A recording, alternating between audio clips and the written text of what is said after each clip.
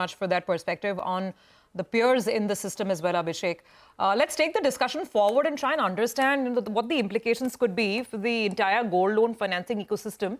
To talk about this, we have with us Krishnan, Sitaraman, Senior Director and Chief Ratings Officer at Crisil. Krishnan, good morning. Thank you very much for joining in. It's not very usual. I can't think of earlier times in my career when we would wake up to such frequent RBI action and very serious RBI action in various cases. Now it's on a particular gold financing company. What is your sense on the kind of concerns that the RBI has raised? And they seem to be fairly serious. Breaches of loan to value, too much use of cash, extra fee and charges, etc., and things like that. First thoughts on whether this seems to be something very limited and specific to one entity, or whether these are kind of business practices that are kind of, in shades of grey, and they're usually the norm in the gold financing world. Hey, a very good morning, and thanks for inviting me.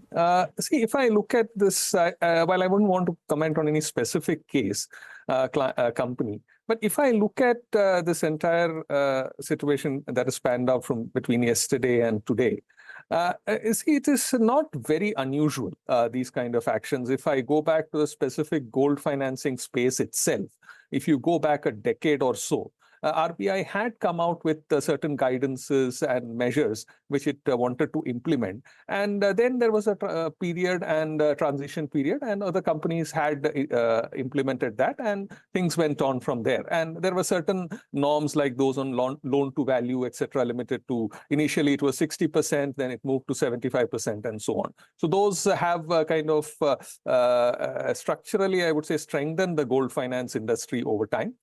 Coming more to the recent past, again, such norms have been issued in certain specific cases. There was a large private sector banks. They were requested to go slow on some of their online related products before certain steps were taken, and that norm was taken back. Then there was a large NBFC as well, similar certain technology related specific products. There certain measures were announced by the regulator. Also last year, there was an education loan company which was asked to go slow on its core business till certain aspects were taken care of. So these are measures which keep happening from time to time. And in this specific case also, what I understand is there are certain measures which need to be taken to the satisfaction of the regulator. And once that is done, this will be relooked at. And it is a specific business of the entity. That entity does many other businesses as well. Okay. But does it in any way, this kind of regulatory action against any particular entity, suppose, for example, to the size and scale that we are seeing currently about, the subject at hand on IIFL Finance, does it impact the ratings? You look at it from a ratings point of view. So how would you assess the damage? No, any such action is something which we look at. And if there is any impact on the rating, that will be suitably taken. It's a little early to kind of call that out. Okay, but Krishnan, just going back to the central point that the kind of concerns that have been raised in this one case, again, at the cost of repetition, I'm reiterating, breaches in loan to value. And we were hearing, Mr. Nirmal Jain on the call, and he was saying that there seems to be a difference between how the branch level heads are looking at the loan to value and what is being, ascribed as the final loan to value by the audit, committee.